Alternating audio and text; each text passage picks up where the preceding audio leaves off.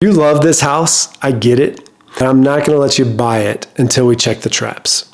And I've watched families walk into this exact scenario over and over again. And this question that just hit my inbox, it's headed straight for it. And these are the 7 types of houses that, in my opinion, you should never buy. And here's what you need to know before you make an offer on any of them. And we're going to answer the life question first, optimize those goals for wealth, and then we'll focus on the real estate. So we make sure that we're doing this in the right order no matter what decision you make. And here's the question. Well then, we found a house that we love. It's been recently renovated, the price feels right, and our lender says that we're good to go. Should we just put in an offer before someone else gets it? As always, thank you for the question. We learn from one another, so keep bringing your questions in, and maybe I'll be able to feature it in a YouTube video. But here's what I noticed about this one in particular. And honestly, I hear it every single week. They love the house. The lender said go, and they think the only question left is how fast. But no one is asking, does this house actually fit your life 2 years from now? Does it build wealth or does it eat it? Because the house isn't the starting point. Your life is. What can you afford? What can you handle? And that's the question that we're going to answer right now. And if that's right, once we understand that, then we move on to the next phase. And by the end of this video, I'm going to let you know the 7 types of houses that I'd never let you buy.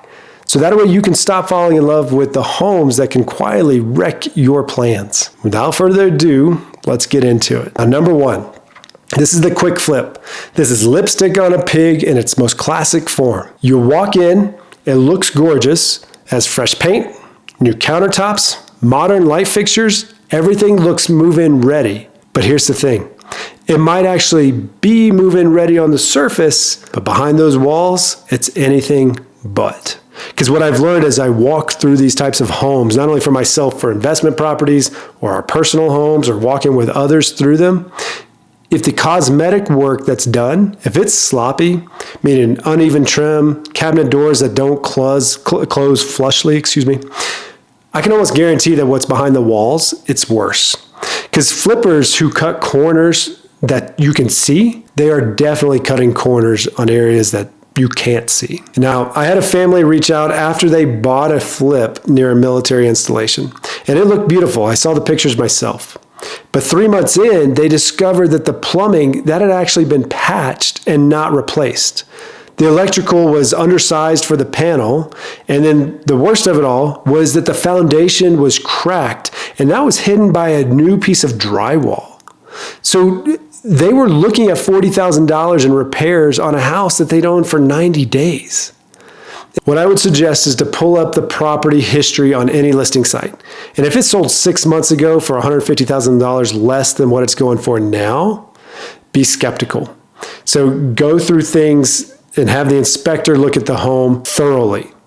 Proceed with caution. I can't say it enough. That independent inspector, again, not the one that the seller recommends, have them look at the plumbing, the electrical, the foundation, the roof, because a $30,000 renovation that's hiding a $60,000 problem, that is not a deal. That is a trap. If anything that I'm saying right now is confusing or you want help walking through it or finding the right teammate, my link, it's in the caption below. Book time there. I will talk you through all the methodology that we use here, and then I can connect you to a professional wherever you are in the country. Now, this is type number 2. This is the house that fails inspection before you even walk in.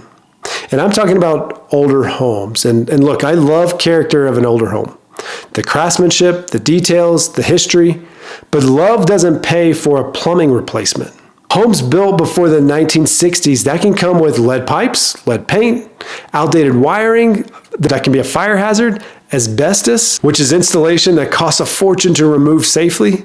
We're talking tens of thousands of dollars just for the plumbing. Rewiring a home, that's not a weekend project. It can run well into the tens of thousands of dollars depending on the size.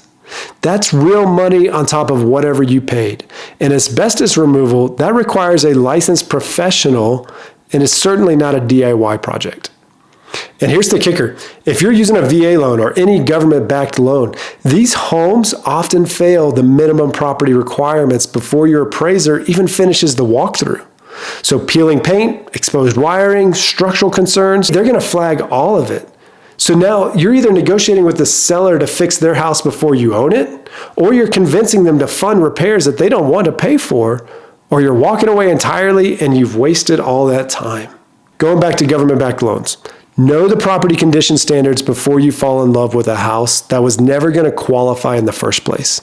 Because falling in love with a house you can't actually close on, that doesn't just waste your time. It costs your window. That window does not stay open long. Now, type number 3, the flood zone deal of a lifetime. And I know what you're thinking. Yeah, obviously I wouldn't buy in a flood zone, Weldon. But I'm not just talking about waterfront property. I'm talking about homes in 100 and 500 year floodplains that have never actually flooded. And here's why it still matters. Flood insurance. It's not cheap, and estimates, they're going to vary widely, but in high risk zones, you can easily be looking at several $1,000s a year, and that's on top of your homeowner's insurance. And that cost, it's not optional. Your lender is going to require it. So here's what I want you to hear though. It's never flooded, meaning the seller came in and said, hey, it's never flooded before. That is not a plan. What most people don't realize is that a significant portion of flood insurance claims, they come from properties that were never designated high risk in the first place. That means properties that were supposedly safe still flooded. And I've seen this around military installations especially. Places like Hampton Roads or coastal North Carolina, parts of Florida, and even Texas. The risk is real, and the insurance math, that's going to change your exit strategy. That's going to change how much you can rent it for, at least the cash flow with it. And that wealth angle, on top of what I just said there, when you go to sell that house, the flood zone designation stays. Every buyer who looks at it is going to see the same insurance costs and the same risk that you just absorbed. That's going to shrink your buyer pool significantly, and it hurts your resale price as well, and it can trap your equity. So even if the house itself is beautiful, the flood zone is eating your wealth from day one, and that's money that you're never going to get back.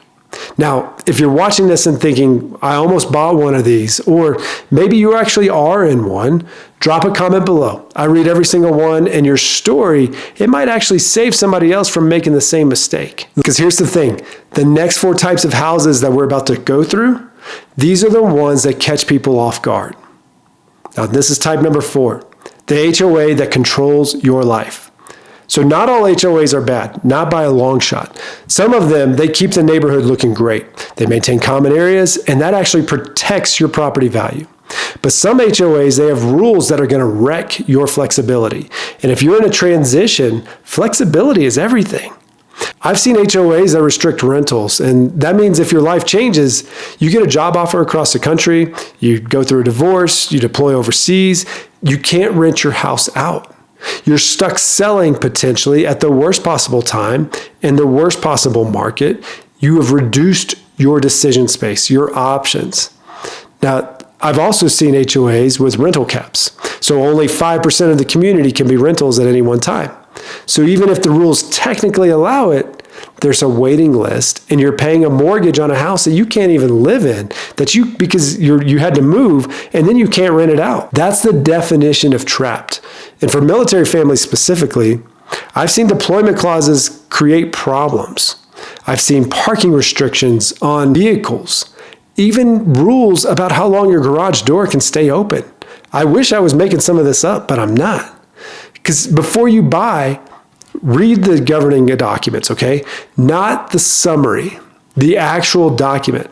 Highlight anything that limits renting. Highlight anything that has to do with fees. Highlight anything that has to do with approvals. Look for assessment caps and anything that restricts what you can do with your property if your life changes. Because your life will change.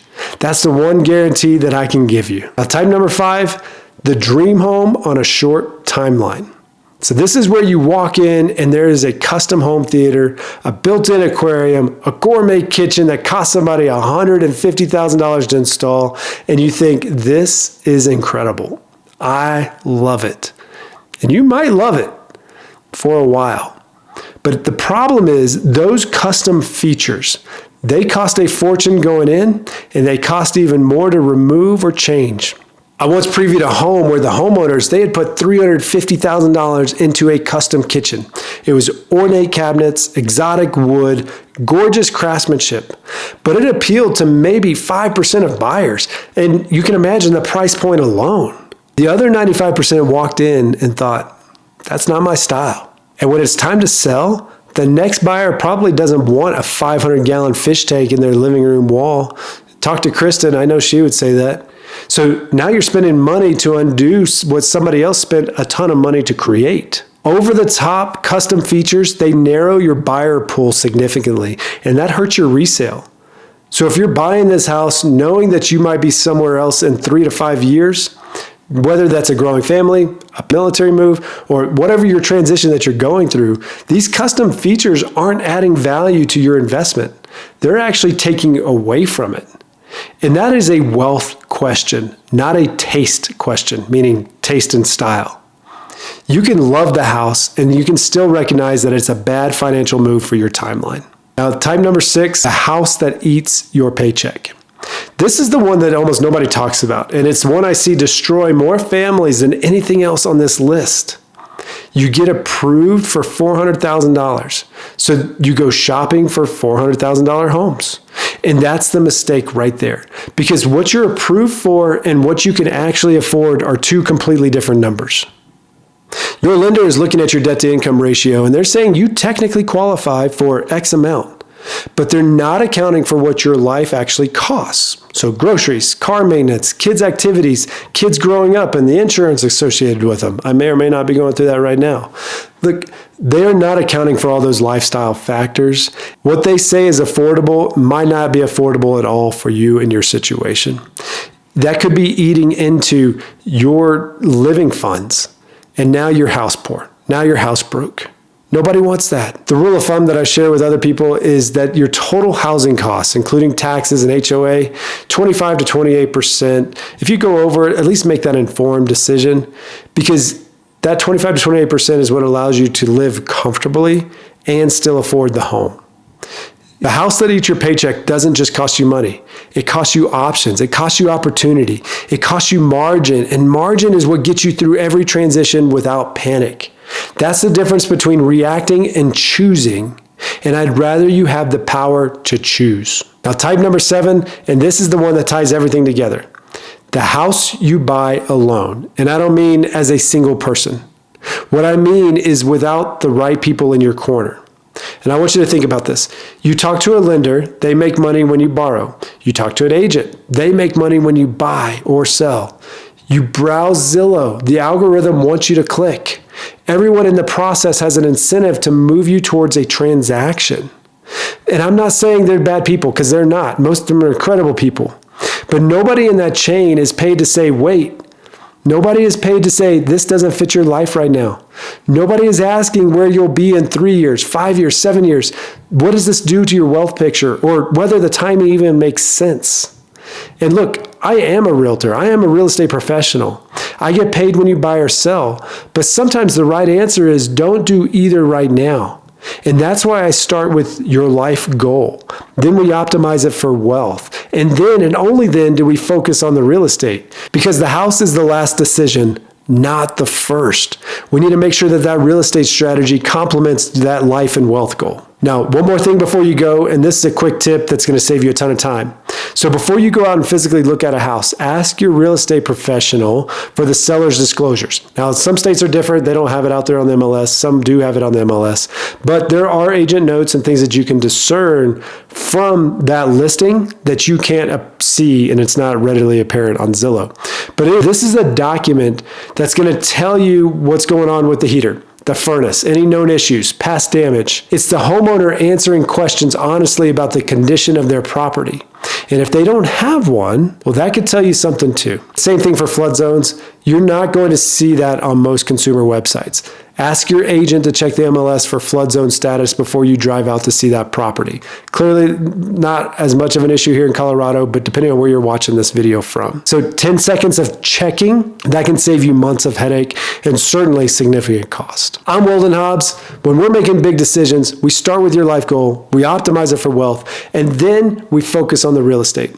Remember, good decisions, they start with good information, and I'll see you in the next one.